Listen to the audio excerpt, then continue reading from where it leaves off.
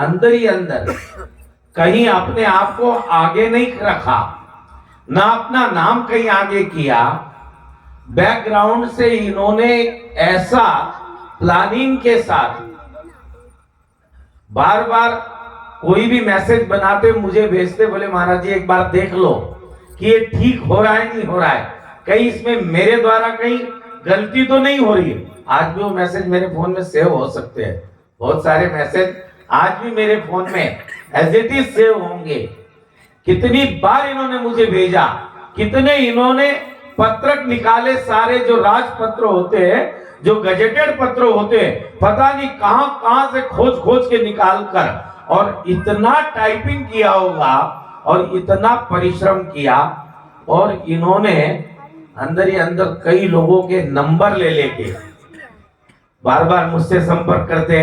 अशोक क्रांतिकारी और ये दोनों एक ग्रुप बना दिया, और ग्रुप बना के महाराष्ट्र, कर्नाटक, गुजरात, राजस्थान, उत्तर प्रदेश, दिल्ली, हरियाणा, उत्तराखंड से लेकर मध्य प्रदेश, इधर बिहार जा, कितने ही बड़े बड़े जो समाज के वरिष्ठ जन थे उनसे नंबर ले लेकर उनकर एक ग्रुप बनाकर वहां से दिशा देने का कार्य किया। लेकिन फिर भी कुछ लोगों ने थोड़ी सी दिशाहीनता का परिचय दिया और उसका कहीं ना कहीं हमने नुकसान भी उठाया। उसके बाद जब गिरनार की बात आई तब भी वही स्थिति रही। और मैं कहता हूं कि पवन जी का नाम भले आगे कहीं नहीं रहा, लेकिन यदि जब कहीं उसको दिशा मिली है तो उसमें पवन जैन भुआरा का बहुत बड़ा योगदान है। ये मैं खुले मंच से कह सकता हूं, क्योंकि मैं जानता हूं, मैं उसमें पूरी तरह से उनके साथ उस बात के लिए सम्मिलित था। भले हम कहीं आगे नहीं थे, लेकिन उन्होंने अपने आप को पीछे रखकर सिर्फ एक ही उद्देश्य था, बोले महाराज जी मैं चाहता हूं कहीं दिशाहीन न हो जाए और ये उल्टा ना पड़ जाए। और इसीलिए इन्होंने पवन जी भुआरा और अशोक क्रांतिकारी के नाम से जिनको जानते हैं, आप सभी के परिचित है। अभी सतीश बता रहे सरपंच हो गए।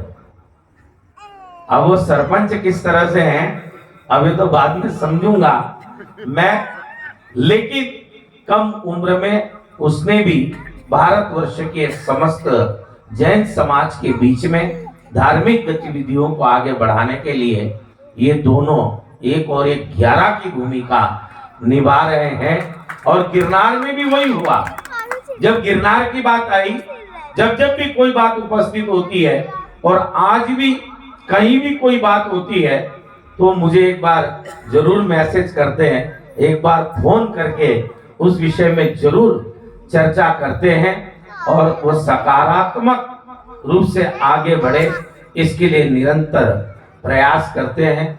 बहुत बार इस प्रकार की चर्चा हुई, लेकिन मिलना आमने सामने नहीं हो पाया। कुछ ऐसे संदर्भ भी आए, लेकिन दिशा वहीं से मुड़ गई। और अभी आपको बता दूं, जो तीर्थ रक्षा कमेटी का चुनाव निर्विरोध हुआ और उसके साथ जो बंटवारा होकर चुनाव होता था, जो एक कंप्रोमाइज के साथ चुनाव होता था कि 2.5 साल का, उसमें भी उस चुनाव को या अखंडता प्रदान करने का यदि किसी ने काम किया है तो उसमें पवन जैन भुआरा का भी एक नाम है। इसलिए मैं चाहता हूं एक बार उनके लिए करकल ध्वनि से आप उनका स्वागत करें।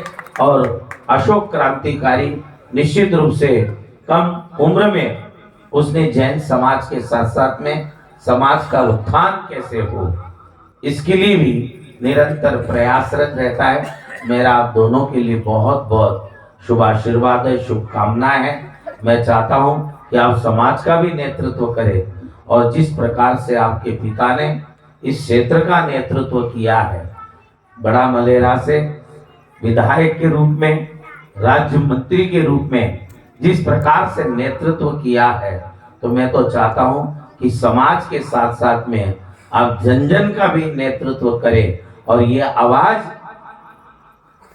मध्य प्रदेश विधानसभा तक तो पहुंचाए और वहां से भारत सरकार, केंद्र सरकार तक, दिल्ली तक अपनी आवाज पहुंचाए। इसके लिए मेरा आप सभी के लिए बहुत बहुत शुभकामनाएं, बहुत बहुत आशीर्वाद है। मैं आप सभी से भी चाहूंगा करकल ध्वनि से उनका स्वागत करें।